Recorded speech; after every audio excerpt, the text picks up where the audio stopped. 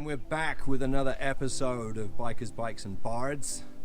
We have a bard to tell you. This is John, and John's a motorcyclist. John, are you ready for your 10 questions? Sure am. 10 questions that we want to know. Let's do it. First question. What was your very first motorcycle experience? How old were you and who first taught you to ride? The first motorcycle experience, maybe I was in my teens sometime, maybe about high school. Buddy had a bike, jumped on it, went around the block a couple times. That's about it. Were you wearing a helmet? Of course not. Right. And who taught me how to ride? I think I was then.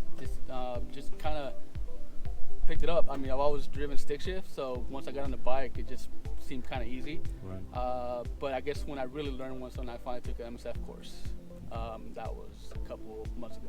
Cool. What was the first motorcycle that you owned? This is the very first motorcycle I've owned. It's a 2013 Ninja 300. Alrighty. Question number 3, which you just about answered. What is it and why did you choose this motorcycle? Again, this is a 2013 Ninja 300, non-ABS, and reason I chose it is that, like I said, I've always wanted to ride. Like I said, I learned when I was younger, but I never did take the whole license thing and riding. I got married pretty young and decided to hold off on riding just because, as we all know, it's dangerous. Had kids, so now that I'm older, they're older, I feel like, it's time. I'm gonna get this off my bucket list. So did a lot of research. It was between the R3, between the Dukes, and Ninja just came out on top for me. I don't know, and found a great deal on Craigslist and jumped on it. How often do you ride? I used to ride as much as I can. As soon as I got it, I started riding almost daily. Once COVID hit, obviously I wasn't commuting to work anymore, so I bought it mostly for my commuting. I was commuting 30 days each way, 30 miles each way. So saving a lot of time and gas from F-150 that I own. Freeway miles or street miles? No, freeway miles. Okay. So I used to ride, and like I said, daily, and now I just ride almost as much as I can. Like every time we get a group ride going, I try to get out there. Cool. Question number 5. If you could take a long road trip on a motorcycle, where would you go and who would you want to take with you?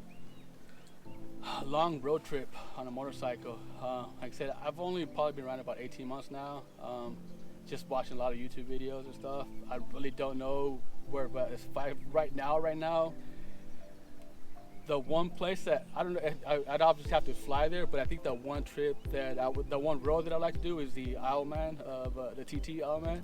Obviously, I'm not going to be going their speeds, but just watching those videos, like I would like to experience that road that they ride at 150, 180 plus. And obviously I've been going like 60 or something, right? But yeah, I think that's one of the roads that, like right now, it's on my bucket list. So I would definitely like to take a trip out there. I'm actually trying to plan this if I can get out there on 2022 when they bring it back.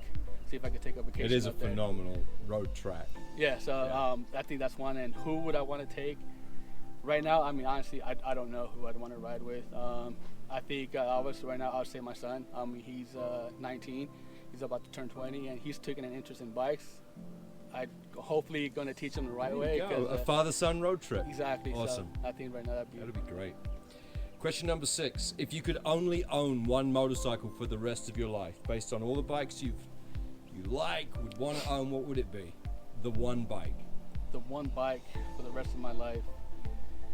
Street bike, adventure bike, cruiser.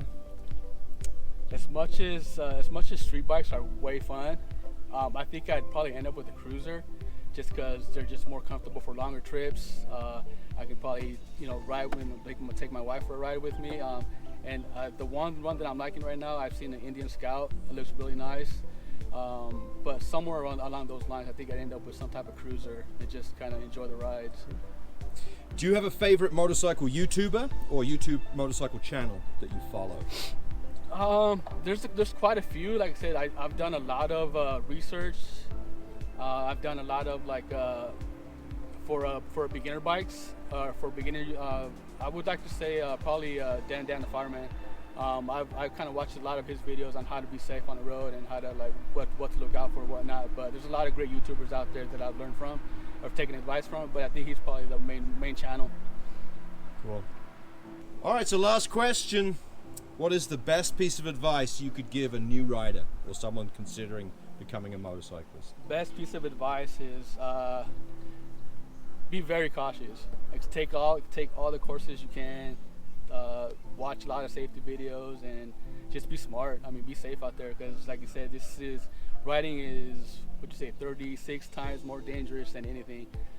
It's obviously a lot of fun, but at the same time, we got to be careful because ain't nobody out there looking for us. You know what I mean? So you got to look out for yourself and just be very aware of your surroundings. I mean, it's like I said, study a lot, do a lot of research, and just get in all the classes you can because it'll definitely save your life.